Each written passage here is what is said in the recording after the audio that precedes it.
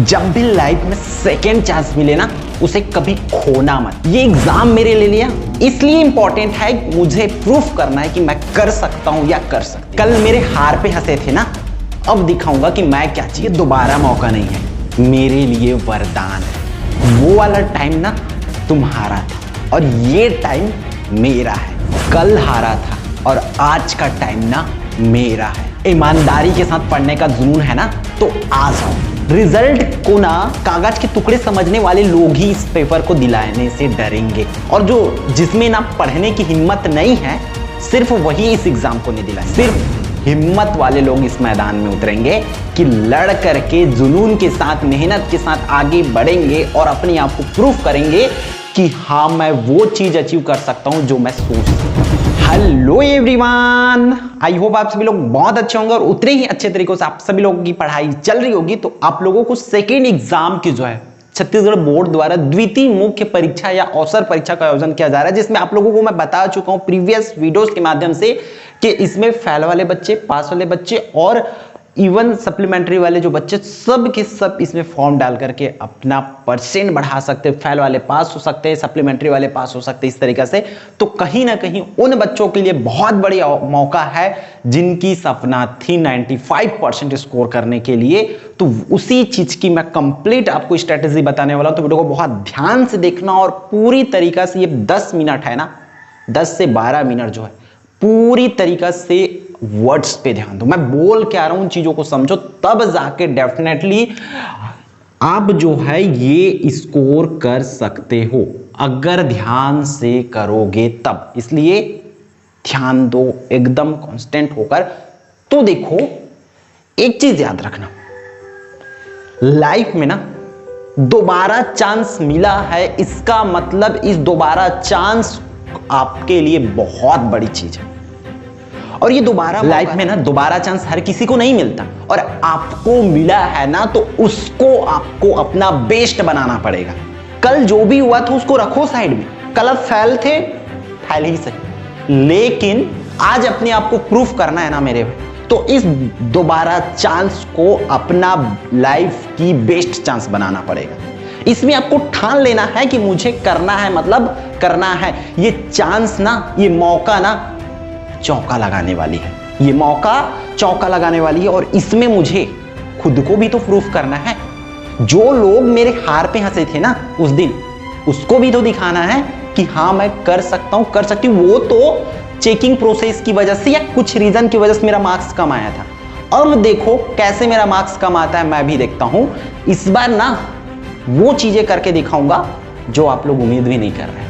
ये जुनून आपके अंदर आ गया ना, तो आप डेफिनेटली वो चीजें कर सकते हो। और हाँ, तो मैं इस वीडियो की स्टार्टिंग में ही बता देता हूं उन लोगों के लिए जो एग्जाम्स, क्योंकि मैं बोला था एग्जाम्स किसको दिलाना चाहिए और किसको नहीं, है ना। तो मैं बता देता हूं, जिसको डर लगता है ना पढ़ाई से, निकल जाओ साइड से। जिनको ये रिजल्ट है ना कागज का टुकड़ा लगता है, निकल जाओ साइड से। जिनको करने की हिम्मत नहीं है ना, जिसके अंदर जुनून नहीं है, पढ़ नहीं सकते ना, साइड से हो जाओ। इस मैदान के लायक आप बिल्कुल भी नहीं हो, निकल सकते हो। आप संतुष्ट हो ना अपने एग्जाम से, अपनी रिजल्ट से, कि हाँ इतना मेरे लिए सफिशिएंट है, इससे ज्यादा मैं कभी नहीं कर सकता या कर सकती। अगर आपके दिमाग में सेट हो गया है तो निकल जाओ। और कई लोग अब बोलेंगे 11वीं की तैयारी करें। भाई 11वीं की ना बात करूं, एडमिशन प्रोसेस में पूरा जुलाई निकल जाता है और जुलाई तक में आपका पेपर होगा, तो वो तो टाइम तो सबका वेस्ट होगा। ऐसा नहीं कि तुम इधर का पढ़ोगे तो तुम्हारा 11th खराब होगा ना, 11th खराब नहीं होने वाली, याद रखना। कई लोग बोलते हैं कॉलेज की फॉर्म डाली, तो फॉर्म डाल दो, फॉर्म डाल दो, फिर उतरो इस मैदान पे। ऐसा तो नहीं कि फॉर्म डालोगे फिर आप पढ़ने के लिए अगले दिन से कॉलेज चले जाओगे, नहीं जाने वाले आप कॉलेज, कभी जाने वाले नहीं। तो भाई आपको अगर लाइफ में सेकेंड चांस मिला है ना, उसका बेनिफिट लेना सीखो। तो मैं जिन बच्चों को बोल रहा हूं, जिसको अपने आप ऊपर विश्वास नहीं है, कॉन्फिडेंट नहीं है, जिसको लगता है कि मैं नहीं कर सकता, तो नहीं कर सकते। अब जा सकते हैं मैदान से बाहर, आप नहीं कर सकते क्योंकि आपके दिमाग में वो सेट। बट आप चाहते हो ना, करके दिखाना है, मतलब दिखाना है। एनी हाउ, कम आएगा ज्यादा आएगा वो अलग बात है, हार या जीत लगी होती है। कोशिश करना और मैदान में उतरना, ये बहुत बड़ी बात होती है। अगर आप लोग चाहते हो ना कि इस बार बेहतर हो, क्योंकि देखो 11वीं और ना ये कॉलेज की बहाना तो बिल्कुल भी मत बनाओ। हाँ मैं मानता हूँ बहुत सारी इस एग्जाम के लिए नेगेटिवनेस है, टाइम जिस टाइम में कराना चाहिए उस टाइम में बिल्कुल भी नहीं हो रहा, मैं सब कुछ मानता हूँ, बट हम उस पूरे नेगेटिवनेस को साइड करते हैं। हमें नहीं चाहिए वो चीजें। हम 11वीं की बिल्कुल भी नहीं सोचेंगे अभी, हम कॉलेज की बिल्कुल भी नहीं सोचेंगे। 11वीं की बात करो ना मेरे भाई, एडमिशन हो जाएगा, डोंट वरी, क्योंकि बोर्ड अब इतने बच्चे एग्जाम दिलाएंगे, उतने बच्चों को तो लेना पड़ेगा ना 11वीं में।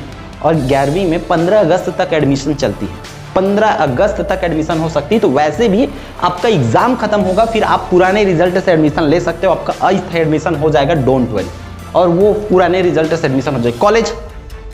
कॉलेज में मैं मानता हूँ seat percent wise seat available होती है, तो उसमें थोड़ा सा दिक्कत हो सकती है, बट आप परसेंट बढ़ाना चाहते हो ना तो कॉलेज में भी फॉर्म डालो।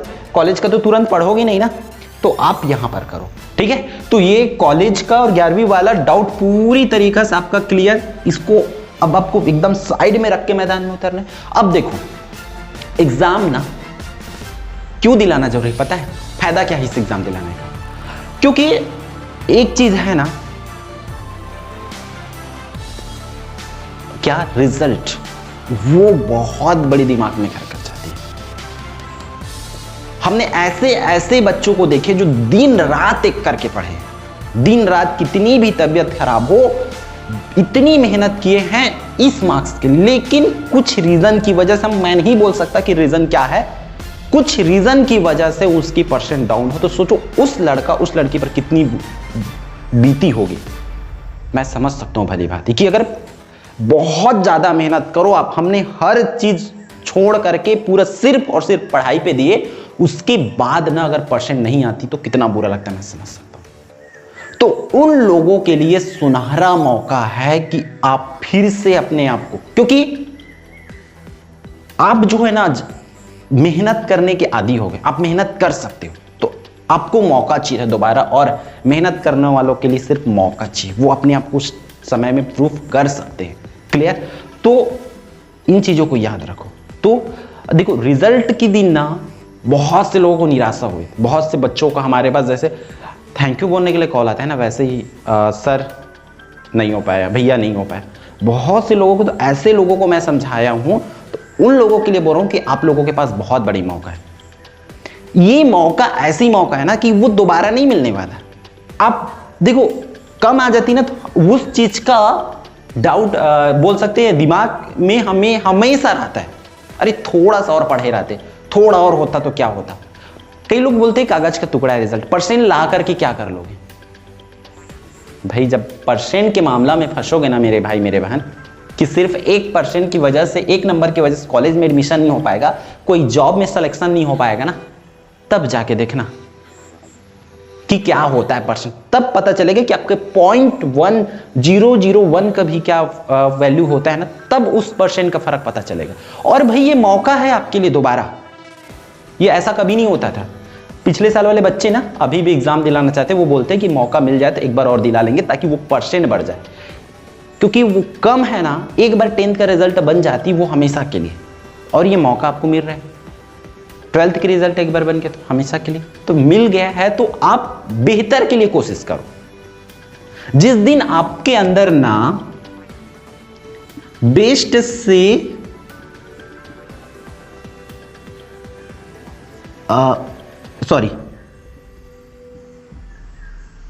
बेटर से बेस्ट बनने की जुनून आ गई आपके अंदर। अभी आप बेटर हो, मैं मानता हूं कि आप 95% तक लाए हो, मान के चलो ये चीजें हैं, तो वो आपको कभी भी, आप संतुष्ट हो गए तो वो कभी भी आपको आगे बढ़ने नहीं देंगे। सफलता क्या होती है? सफलता का कोई स्टॉपेज नहीं होता। ऐसा नहीं कि आप उस पॉइंट तक पहुंच गए फिर आप पूरी तरह से, आपको ऊपर बढ़ते जाना है, धीरे धीरे धीरे धीरे मेहनत करके बढ़ना है, तब जाके उसको एक्चुअल में सक्सेस बोलते हैं। और इस दोबारा मौका में ना आपको वो प्रूफ करना है कि अगर आप पहले बार ना 90% ला सकते हो, तो आपको ये दिखाना है कि अगले बार जब 90 तक पहुंच सकते हो ना मेरे भाई मेरे बहन, तो आप लोग 99% तक भी पहुंच सकते हो। देखो दूसरे लोगों के लिए वो परसेंट का कोई वैल्यू नहीं, परसेंट लाके क्या कर रही है ये लोग बोलते हैं, मैं मानता हूं, सुनता हूं, जानता हूं, लेकिन वो परसेंट लाने वाले का ना एटीट्यूड अलग होती है। जो ऐसा बोलते हैं परसेंट लाके क्या ही कर लोगे, क्या मिला, क्या, क्या वो ला सकते हैं क्या इतना परसेंट? क्या वो ला सकती है ये परसेंट? ये भी तो सोचो। ये मेहनत का फल होता है और मेहनत से लाना है भाई, कोई जुगाड़ से नहीं। मेहनत से अगर आपको करने का मन है ना, कई लोग बोलते हैं पेपर दे दो, कैसे होगा, क्या होगा, ये नहीं, जुनून होनी चाहिए आपके अंदर। अब देखो, आपको तो पूरी चीजें समझ आ गए, आपको एग्जाम दिलाना है, हम सब कुछ साइड में रख रहे हैं, सेकेंड चांस है, 1 महीना तो है, इन चीजों को समझेंगे तो कंप्लीट। अब देखते हैं आपको सक्सेस कैसे मिलेगा। क्या क्या पॉइंट्स जो आपको पूरी तरीका से जीत के लिए बता सकता है, वो तो खुद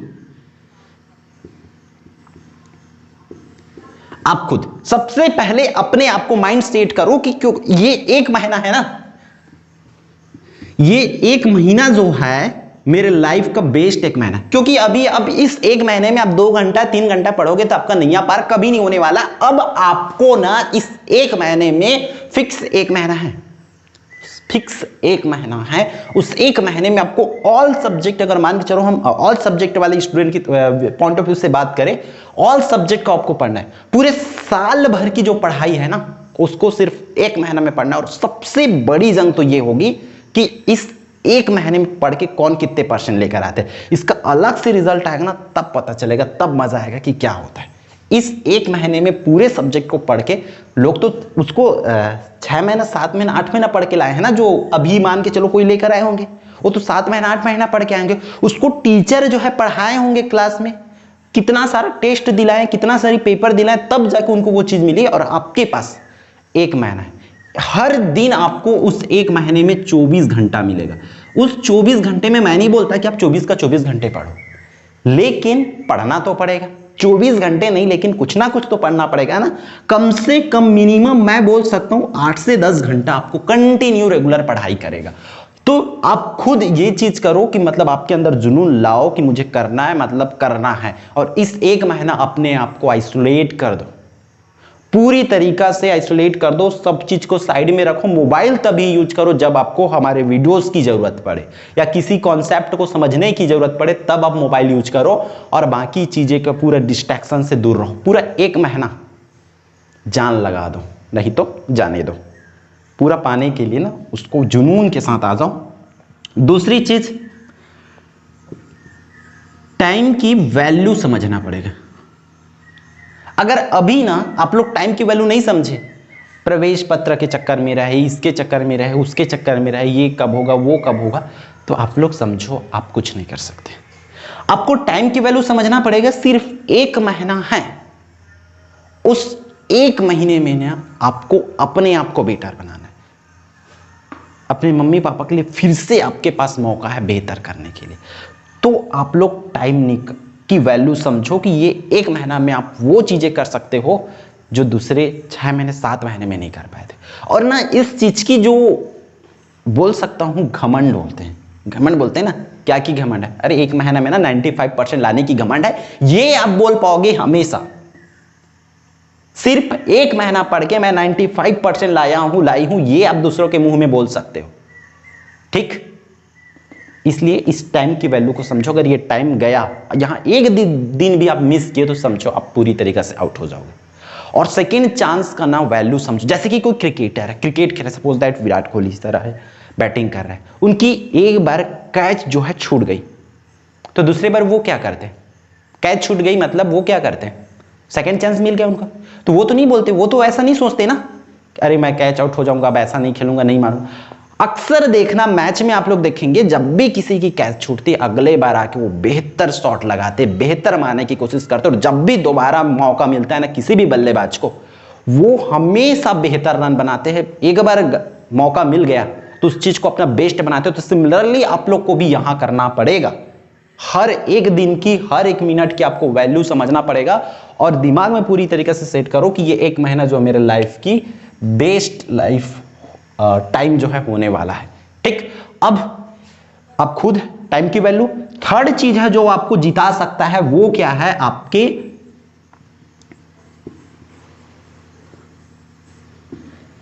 आपके एक्सपीरियंस, आपके अनुभव। क्यों? अब हर किसी बच्चे के पास, पहले तो सब 0 में थे, मतलब पहली बार जब एग्जाम दिलाया तो सबको एक एक बार का अनुभव, तो किसी को कोई पता नहीं था कि एग्जाम कैसे होता है, क्या होता है, कैसे कुछ कैसे लिखना, कोई आइडिया नहीं था। लेकिन इस बार तो आपके पास आइडिया है ना, कैसे टाइम मैनेज करना, ये सब चीज आपको पता है। तो एक बार एग्जाम दिलाने का कैसे उसमें नंबर्स कटे थे, क्या गलती किए थे, क्या क्या किए थे जिसकी वजह से आपके कम मार्क्स है, वो पूरी चीजें आपके पास, आपका पूरा एक्सपीरियंस आपके साथ है। और यही एक्सपीरियंस ना भाई आपको बहुत आगे लेकर जाने वाले हैं। तो उस एक्सपीरियंस को पहले दिन तो पूरी तरीके से एनालिसिस कर लो कि ऐसा क्या गलती थे ना आप पिछले बार किए थे, उस गलती को दोबारा नहीं दोहराना है, ये मान के रख लो, लकीर बना के रख लो, उस गलती को दोबारा करना नहीं है, मतलब करना नहीं है, ठीक है। तो ये चीजें जो है आपको कर सकते। अब मैं बोलूंगा how to prepare for exam, ये तो चीजें आपके पास होना चाहिए। अब मैं बोलूंगा कि कैसे तैयारी करना है ना, कैसे तैयारी करना है। तो तैयारी करने के लिए सबसे पहले सिलेबस तो पूरी तरीके से कवर करना पड़ेगा। ऐसा नहीं कि हम ऊपर ऊपर का इंपॉर्टेंट पढ़ के जाए ना, अगर बड़ा करना है तो अच्छी तरीके से करना पड़ेगा। और पूरे, कई बच्चे बोलेंगे एक महीने में पूरा सिलेबस कैसे पढ़ेंगे, हम पूरा साल भर की सिलेबस को एक महीने में इतने 6 के 6 सब्जेक्ट का कैसे पढ़ेंगे। पढ़ना तो पड़ेगा भी, अगर वो चीजें स्कोर करना है तो आपको करना तो पड़ेगा। फिर भी हम चीजों को आसान करते हैं, एकदम हार्ड वर्क नहीं करना है, हमें स्मार्ट वर्क करना पड़ेगा इस क्लास में। और स्मार्ट वर्क करना मैं बहुत से बच्चों को सिखा दिया हूं कि कैसे करना है। तो बेहतर प्रेजेंटेशन के लिए आपको क्या करना है, तो जो मेरा 3 सब्जेक्ट की स्ट्रेटेजी है ना, उसी तरीका से आपको बनाना पड़ेगा, ठीक है। स्ट्रेटेजी बना के आओ, ठीक। ये स्ट्रेटेजी आपका, या हम लोग हर किसी को इस स्ट्रेटेजी को किसके नाम से डालते हैं, रणनीति के नाम से जाने। तो ये रणनीति बनाओ। रणनीति क्या होती है भाई, हर एक सब्जेक्ट की आपको प्लानिंग बनाना पड़ेगा कि मुझे इस सब्जेक्ट को इतना दिनों में पढ़ना है, इतने चैप्टर्स मेरा ये कवर हो जाना चाहिए। और उस चैप्टर को हार्ड वर्क करोगे तो क्या होगा, आपको पूरे को इसको भी इसको भी इसको भी इसको भी इसको भी इसको भी इसको भी ये करते रहोगे, इससे नहीं होगा। आपको एक दिमाग लगाना पड़ेगा कि मुझे क्या क्या क्या करना है कि मेरा कंफर्म हो पाए, वो सिक्योर हो जाए। तो उसके लिए आपको हर एक सब्जेक्ट की रणनीति बनाना पड़ेगा। अब बोलोगे कि पुरानी रणनीति क्या काम आएगा, हाँ, हमारी बोर्ड में कभी भी वेरिएशन नहीं होती है, आप लोगों को पता है। तब जाके हम कंफर्म बता पाते हैं कि इन 2 क्वेश्चन में से एक क्वेश्चन आपके एग्जाम में पूछा जाएगा, इन 3 क्वेश्चन में से एक क्वेश्चन आपको पूछे जाएंगे, तब जाके बोल पाते हैं। तो उसी तरीका से रणनीति, तो हम रणनीति में हम क्या बताएं, इंपॉर्टेंट टॉपिक बताएं, उसी टॉपिक से फिर से एग्जाम में पूछा जाएगा। तो आप लोग हर सब्जेक्ट की रणनीति बना के, कुछ सब्जेक्ट है जैसे साइंस और सोशल साइंस भी कंफर्म है कि जो पुरानी रणनीति बताया गया वही आएगा। साइंस में बस आपको और मेहनत करना पड़ेगा। साइंस और संस्कृत में, संस्कृत की ग्रामर भी वही ग्रामर आएगा, बस उसका वर्ड्स जो है चेंज होगा, बहुत ज्यादा नहीं होगा, ठीक है। इसलिए अच्छे से ऑल सब्जेक्ट की रणनीति बनाओ और प्रॉपरली आपको पढ़ना क्या क्या चीजें हैं। आप लोग पूरी तरीका से मॉडल पेपर को जितना जल्दी हो सके पढ़ चुके थे, एक बार रिवीजन ही तो करना है ना।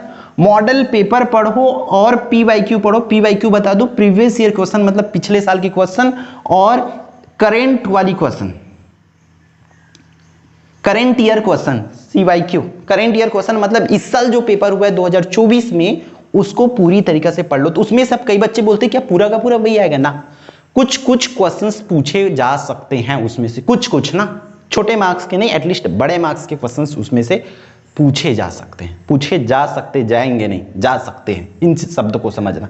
तो आपको पूरे सब्जेक्ट का एक स्ट्रेटेजी बनाओ कि मुझे इस सब्जेक्ट में ये टॉपिक करना है। अगर स्ट्रेटेजी बनाने नहीं आता तो हमारी प्रीवियस वीडियो को आप 10-10 मिनट टाइम निकाल के देखो, आप लोग को पूरी तरीके से समझ आ जाएगा। मैं सबकी लिंक इस वीडियो के डिस्क्रिप्शन में डाल दूंगा, आप वहां से देख सकते हैं। मॉडल पेपर पूरी तरीके से पढ़ना है, प्रबोध नवबोध दोनों पढ़ सकते हो। पीवाईक्यू क्वेश्चन उसके बाद देख लेना है, और सीवाईक्यू मतलब अभी के क्वेश्चन करना, और पूरे को इस बार आपको बना के देखना है, ठीक है। और 12th वाले बच्चे लोग बोलेंगे कि क्या कैसे करें हम लोग, तो 12th वाले लोग को भी मैं यही सजेस्ट करूंगा कि आप लोग पूरी तरीके से मॉडल पेपर पीवाईक्यू और सीवाईक्यू करके जाओ, ठीक है।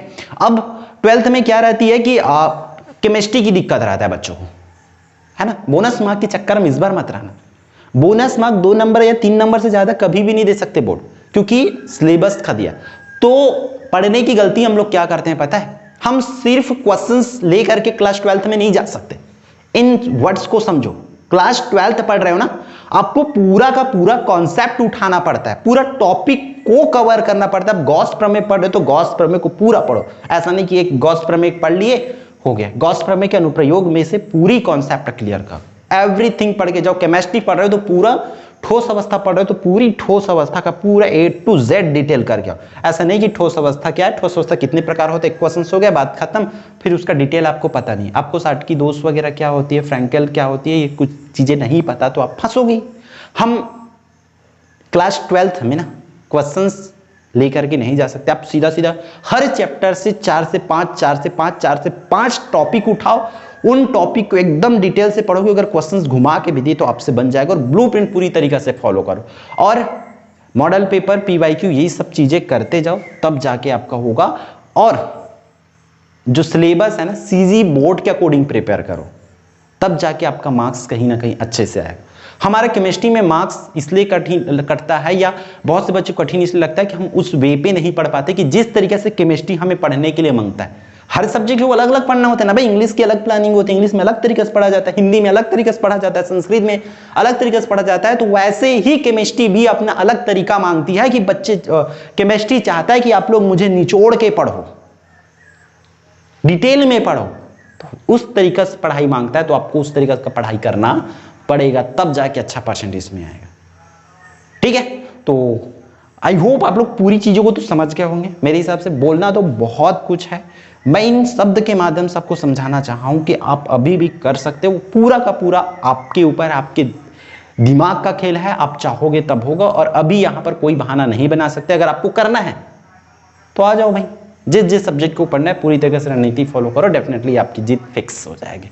ठीक है, तो इस वीडियो में इतना ही। फिर हम कंटिन्यूसली वीडियोस तो आती रहेगी। चैनल को सब्सक्राइब करके रखो, बेल आइकन ऑन करके रखो, और छत्तीसगढ़ के हर एक बच्चे तक एटलीस्ट आप लोग कंफर्म करो, डैम श्योर करो कि मुझे 10 बच्चों तक इसको शेयर करना है, ताकि हम भी आप लोगों के लिए कंटिन्यूसली मेहनत कर पाए। ठीक है, तो इस वीडियो में इतना ही। फिर हम मिलते हैं आने वाले इंपॉर्टेंट वीडियो में। जय जोहार, जय छत्तीसगढ़, और all the best second exam के लिए, सेकंड चांस के लिए।